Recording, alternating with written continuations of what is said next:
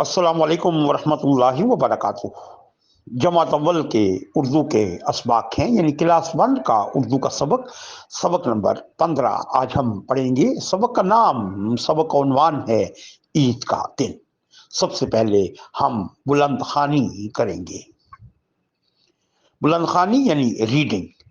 ईद का दिन, ईद का दिन खुशी का दिन है। ईद के दिन बच्चे नए नए कपड़े पहनते हैं, अच्छे अच्छे खाने खाते हैं। ईद के दिन सुबह सवेरे लोग नहा धोकर कपड़े पहनते हैं। सुबह में बा और हा यानी बे और हे दोनों हुरूफ साकिन रहेंगे, इसको सुबह नहीं पढ़ेंगे, सुबह। सुबह, ईद के दिन सुबह सवेरे लोग नहा धोकर कपड़े पहनते हैं, खुशबू लगाते हैं, ईद की नमाज पढ़ने जाते हैं। बच्चे भी अपने बुजुर्गों के साथ ईद पढ़ने जाते हैं। बुजुर्ग यानी बड़ी उम्र के लोग, उनको बुजुर्ग कहते हैं। सब मिलकर अल्लाह का शुक्र अदा करते हैं। शुक्र में काफ और रे या काफ और रा ये दोनों हुरूफ साकिन हैं, इनके ऊपर जज्म है। इसको शुक्र पढ़ेंगे, इसको शुक्र कहकर नहीं पढ़ा जाएगा। सब मिलकर अल्लाह का शुक्र अदा करते हैं। नमाज के बाद सब एक दूसरे से गले मिलते हैं, एक दूसरे को ईद की मुबारक देते हैं। ये लफ्ज मुबारक है, इसको मुबारक, ईद मुबारक कहना गलत है, बल्कि असल लफ्ज है ईद मुबारक। एक दूसरे को ईद की मुबारक देते हैं, गरीबों की मदद करते हैं। इस तरह गरीब लोग भी अच्छी तरह ईद मना लेते हैं।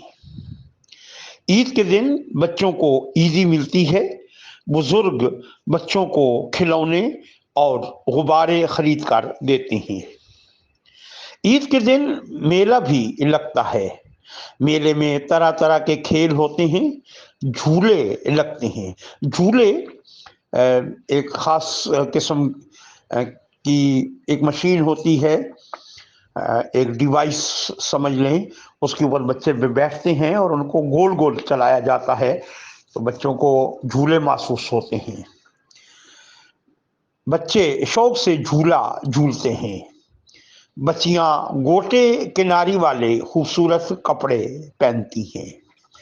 गोटी किनारे, जब जो कमीज है, दामन है कमीज का, उसके साथ झालर वगैरह वो लगते हैं बच्चियों के कपड़ों के साथ, तो उसको गोटी किनारे कहा जाता है। बच्चियां गोटे किनारी वाले खूबसूरत कपड़े पहनती हैं, एक दूसरे से ईद मिलने घरों में जाती हैं, मिठाई और अच्छे अच्छे खानों से एक दूसरे की खातिर करती हैं।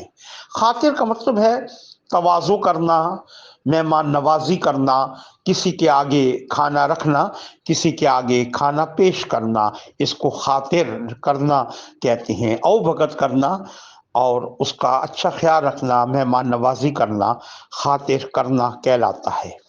हमारे यहाँ दो ईदें होती हैं। एक छोटी ईद जो रमज़ान शरीफ के बाद आती है, उसे मीठी ईद भी कहते हैं। दूसरी बड़ी ईद है, उस दिन मुसलमान कुर्बानी करते हैं, उसे कुर्बानी वाली ईद भी कहते हैं। एक बार फिर ये सबक सुनते हैं। ईद का दिन, ईद का दिन खुशी का दिन है। ईद के दिन बच्चे नए नए कपड़े पहनते हैं, अच्छे अच्छे खाने खाते हैं। ईद के दिन सुबह सवेरे लोग नहा धोकर कपड़े पहनते हैं, खुशबू लगाते हैं, ईद की नमाज पढ़ने जाते हैं। बच्चे भी अपने बुजुर्गों के साथ ईद पढ़ने जाते हैं। सब मिलकर अल्लाह का शुक्र अदा करते हैं। नमाज के बाद सब एक दूसरे से गले मिलते हैं,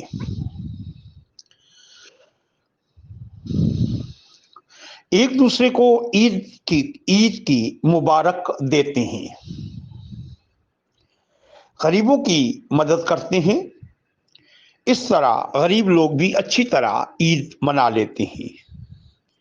ईद के दिन बच्चों को ईदी मिलती है। ईदी वो रकम होती है जो बड़े छोटे बच्चों को नकदी की सूरत में, पैसों की सूरत में देते हैं। 10 रुपए, 20 रुपए, 50 रुपया, 100 रुपया, 500 रुपया, 1000 रुपया। ईद के दिन अपनी खुशी से बच्चों को जो रकम बड़े देते हैं, नाना नानी, दादा दादी, मामू चचा वगैरह, तो उस रकम को जो ईद वाले दिन ईद की खुशी में बच्चों को दी जाए, उसको ईदी कहा जाता है।